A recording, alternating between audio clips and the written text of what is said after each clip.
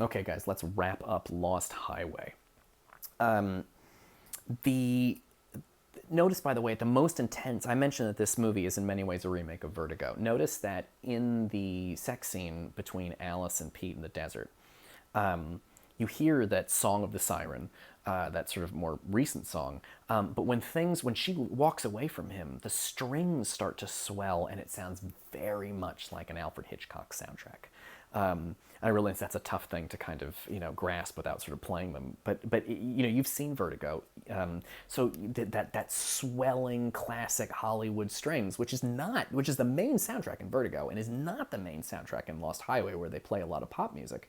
But at this most intense moment, of Fred returning, they play this very rich score, like the score by Bernard Herrmann for Vertigo, and a similar kind of sounding old Hollywood full flush strings starts to play on the soundtrack. Is like one more nod towards Hitchcock and Vertigo's influence on Lost Highway.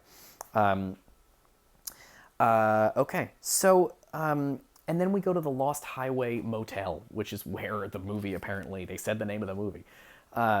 So notice that motel is exactly like the sort of dream space that Pete was in when he climbed the stairs of Andy's house and opened the door and found Alice having sex with some guy, and she's making fun of him. Why? Why? Because he wants to know and understand, and she's mocking his ability to know and understand her.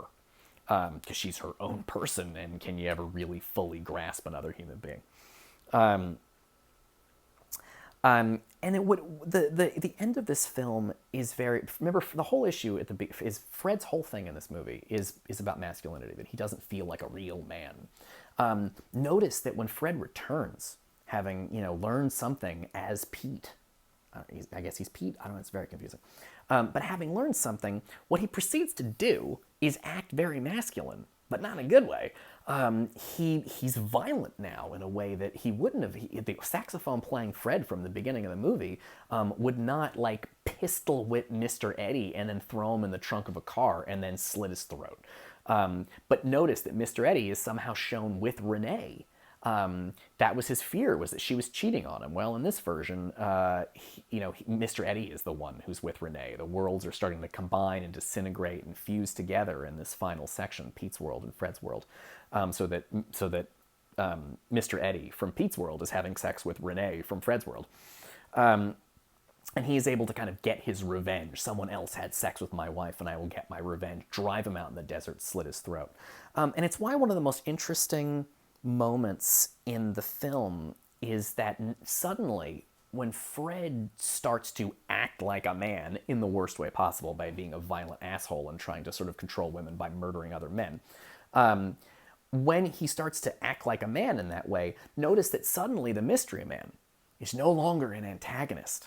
He's on Fred's side. This is how you know that Fred's masculinity is totally toxic, because the mystery man is now handing him a weapon. The mystery man is the one who's like, I'll kill Mr. Eddie for you.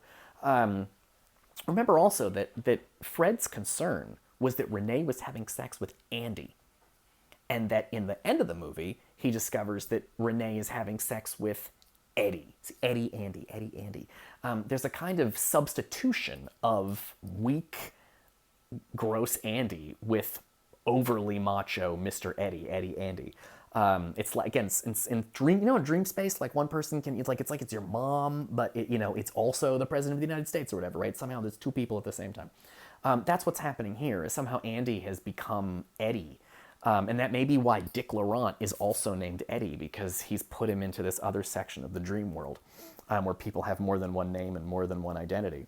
And when Fred kills Mr. Eddie, you again hear those big Hitchcock strings, because this is about the same kind of toxic masculinity that you see in Vertigo. Cool.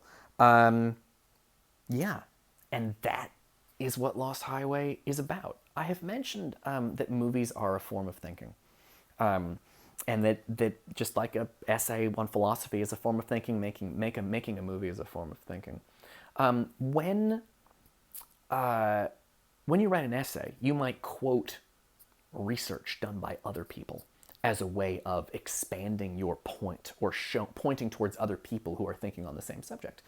That's what David Lynch is doing in his movies. When he's thinking about masculinity, he points you towards Alfred Hitchcock's Vertigo. And it's not just like he thought that movie was cool and decided to steal stuff from it. It's that that movie is thinking about the same issues, about toxic masculinity, about thinking you own a woman when you can't, about the relationship between fantasy and real life, between sex and sex as a possible fantasy space within real life. And so this movie references Vertigo and Double Indemnity, and even The Wizard of Oz, as a way of kind of because it's thinking through the same issues. Just as in a research paper, you might look through that same, you might quote people who are thinking along the same lines as you in order to expand your argument.